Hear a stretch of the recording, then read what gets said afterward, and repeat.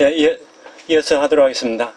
앞서 우리 7주까지 이제 통지옥의 민요를 이렇게 다룬다고 말씀을 드렸습니다만은, 9주차에는 주민 부재의 세계유산, 조금 자극적인 그런 제목일지도 모르겠습니다만은, 앞서 소개를 해드렸던 중국 운남성 려강의 고성, 즉 옛성을 얘기하는 겁니다. 옛성을 세계유산에 등재되어 있는 이 옛성을 논의의 대상으로 한번 살펴보려고 합니다. 이 역사유적이, 성이라는 역사유적이 세계유산으로 등재되면서 실제 토박이들, 그곳에 오래 살았던 토박이들과 그 다음에 외부에서 들어온 전입자의 어떤 삶의 변화를 살펴보려고 합니다. 특히 이 고성이 남아있는 이곳에 관광이라는 개념이 도입이 되면서 급격하게 산업화되어 갑니다. 즉 문화산업으로 변해가는 그런 양상에 주목을 하는데요. 세계유산이 등재됨으로 인해서 여러가지 정부의 아니면 유네스코의 규제가 발생하게 됩니다. 마음대로 건물을 바꾼다든지 뭐 정축을 한다든지 새로 세울 수도 없는 그런 상황이 발생한단 말이죠.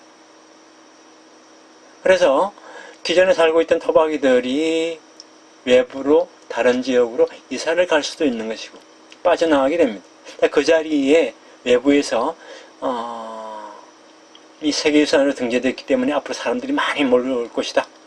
그래서 이 안에 뭔가 가게를 차리면 돈을 벌 수 있을 거다 생각해서 외부인들이 많이 들어오게 된다. 그러면서 구주민과 신주민이 이게 바뀌면서 그 안에서 생활되어 왔던 여러 가지 문화들이 많이 바뀌어가는 그러한 양상들, 또 경관보존과 관련된 일상생활 속에 여러 가지 규칙들이 있었는데 새로운 사람들이 계속 들어오다 보니까 그것을 유지하기 어려워지는 그러한 양상들이 벌어지고 있다는 말입니다. 그래서 이러한 옛 성터라는 유형의 유산이 세계유산으로 등재가 됐는데 오랜 역사를 가지고 있는 이 세계유산이 등재가 됐는데 그것이 문화산업화되면서 그 지역 사회가 어떻게 변화가 되어 가는지를 한번 살펴보도록 하겠습니다. 자, 그 다음에 생활 속에서 발견된 세계유산입니다.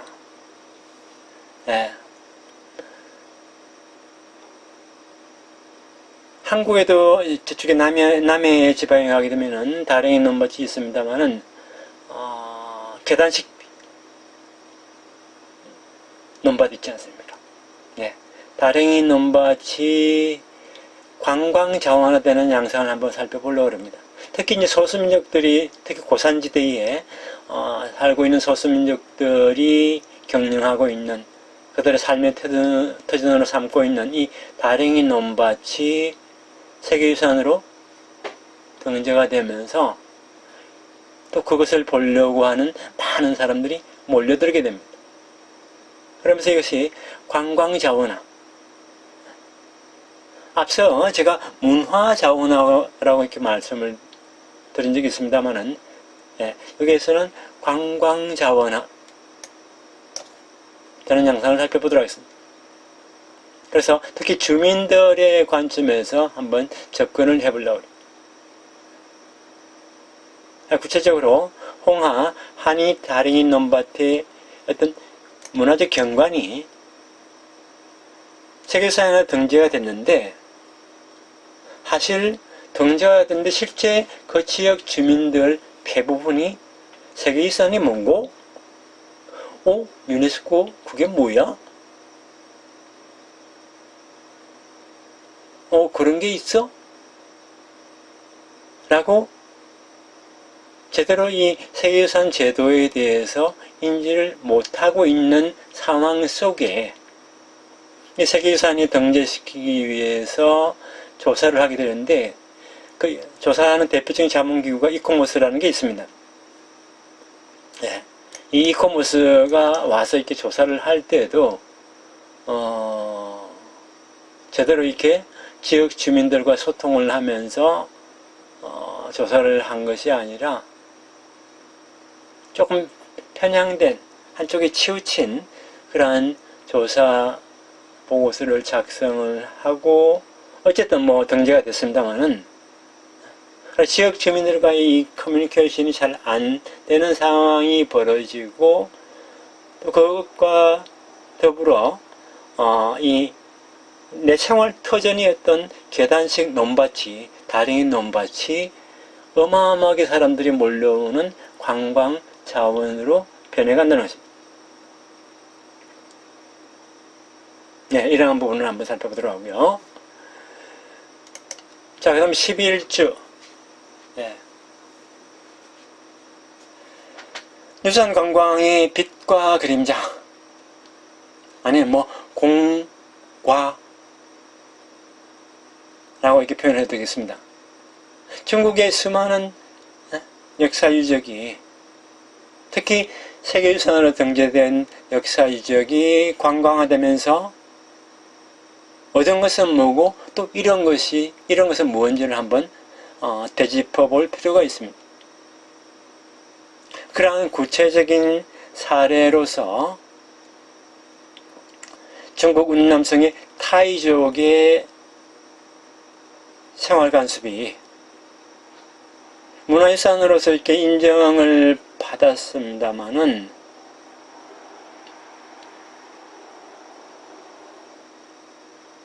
받고 난 다음에 유산으로 등재되고 난 다음에 관광객을 위한 그런 어떤 숙박시설이라든지 아니면 관광원 등이 정비가 되는 그런 급속도로 빠른 그런 변화가 생깁니다. 또 그 다음에 이것이 하나의 상품이 되어가는 그러한 과정들이 있는데 그 과정 속에서 어떤 부분이 빛이고 어떤 부분이 그림자인지, 즉 유산으로 등재함으로 인해서 어떤 부분이 잘 된 것이고 어떤 부분이 이건 좀 아닌 것 같다. 특히 이것이 하나의 문화산업으로 그 성격을 바꾸어 가면서 그림자 부분이 많은지 빛이 많은지 한번 살펴보도록 하겠습니다. 자, 그 다음 12주는 중국 무술의 문화산업화, 부제로 쿵푸 전기. 여러분도 잘 아시다시피 저는 쿵푸 판다 영화를 아주 좋아합니다. 그것보다 더 좋아하는 것이 사실 이 쿵푸 전기라고 할 수도 있어요. 중국의 어떤 대표적 무술의 어떤 산지인 소림사, 2011년도입니까?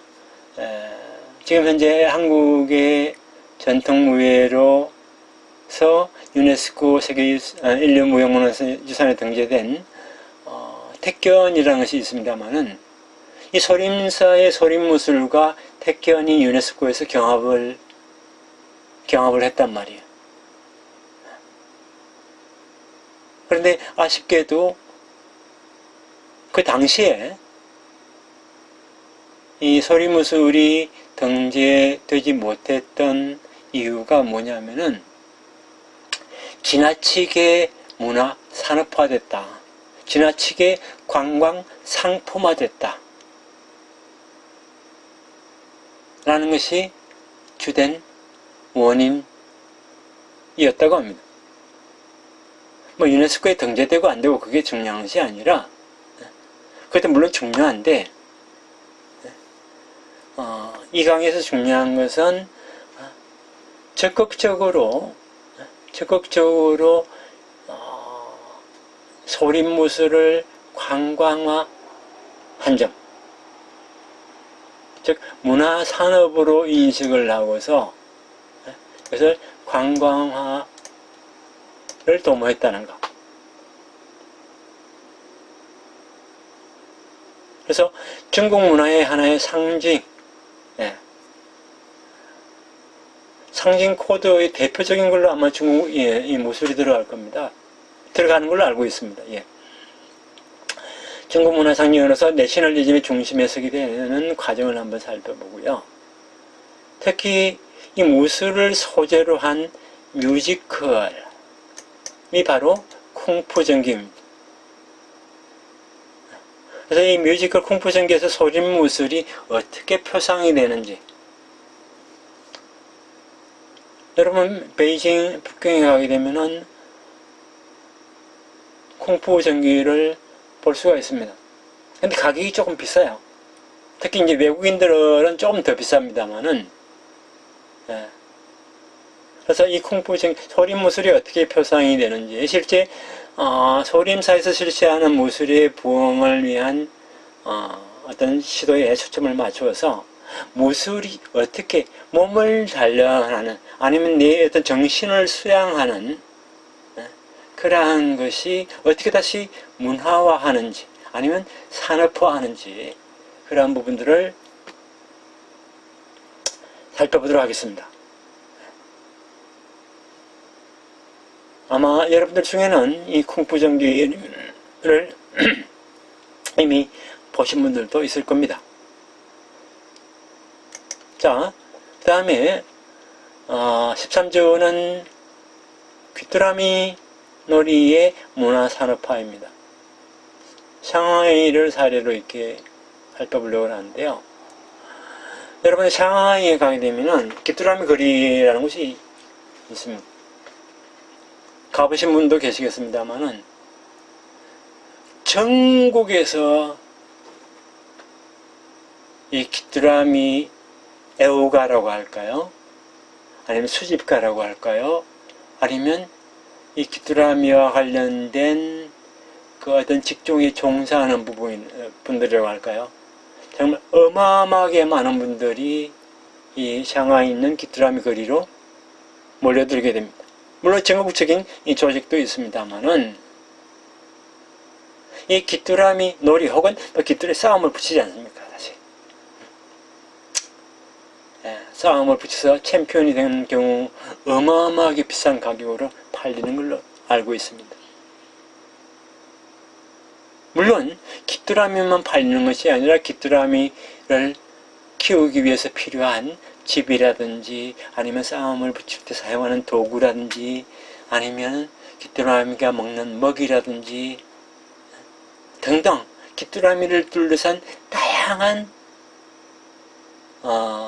어떤 물품들이 거래되고 있습니다. 그래서 이 귀뚜라미 싸움 혹은 귀뚜라미 놀이가 지방에서 도시로 유입이 되어 문화로 자리매김되는 그런 양상을 쭉 이제 검토를 하면서,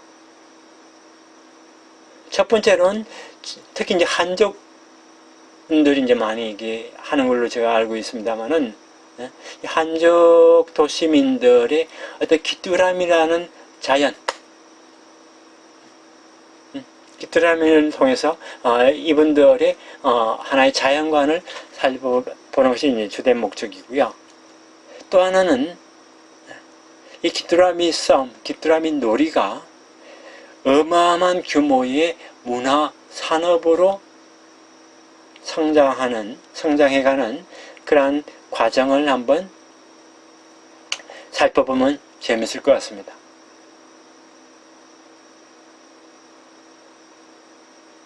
자, 그러한 내용이고요. 그 다음에 14주, 중국 베이징의 공주의 세계화입니다. 아니면 뭐 글로벌화라고 해도 되겠습니다만은,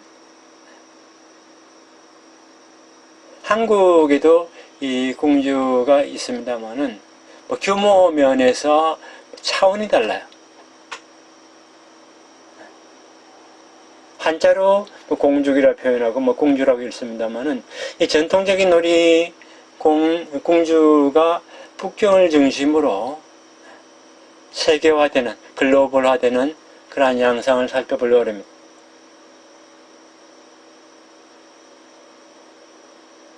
한때에는 뭐 지금도 그런 부분이 남아 있습니다만은 도시 문화를 대표하는 베이징의 골목 후퉁을 중심으로 유행을 했던 어린이 놀이였던 것이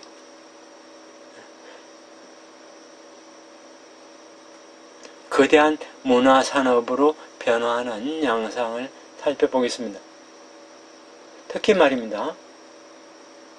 북경올림픽 이후에 물론 중국 베이징에도 이 꽁주를 만들어서 산업화시켜서 이렇게 파는 유명한 회사도 있습니다만은 또 대만에도 어마어마한 회사가 있습니다. 그래서 대만에서 이렇게 생산을 해서 중국으로 이렇게 수출하는 그런 사례도 있고요. 그래서 베이징뿐만이 아니라 다른 도시에서도 아마 한국에서도 사용하는 이 꽁주는 대부분 아마 중국에서 생산된 것들일 겁니다. 그래서 이 꽁주가 무대화되고 다양한 기회에 소개가 되면서 어마어마한 문화산업으로 성장을 해 나가는데 베이징의 골목 이 후퉁을 중심으로 한번 살펴보도록 하고요. 그 다음에 마지막 15주 중국 뿌리예술의 창조. 아마 이 말만 탁 들으면은 아마